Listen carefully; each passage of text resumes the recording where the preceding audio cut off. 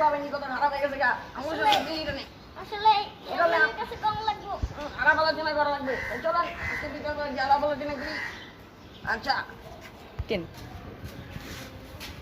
chairman সাহেব chairman সাহেব এই কি রে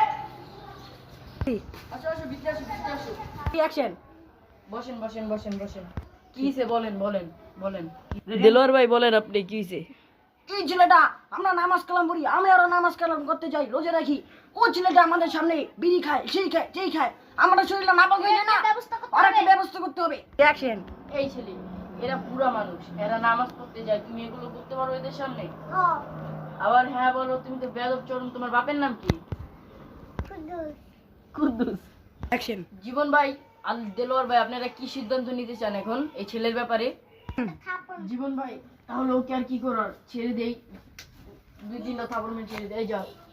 মুরব্বীদের সামনে আর এসব করবি না যা যা যা বসেন বসেন আপনারা চা নাস্তা খাবেন নাকি অ্যাকশন এই আমরা কি চা নাস্তা খাবো না আমাদের মাঝে মধ্যে এইভাবে এই গরম এলাকার পোলাবেনগুলো সব খারাপ হয়ে যাচ্ছে তাহলে জীবন ভাই আর দেলোয়ার ভাই একটু কি থাকুক আচ্ছা ওর আচ্ছা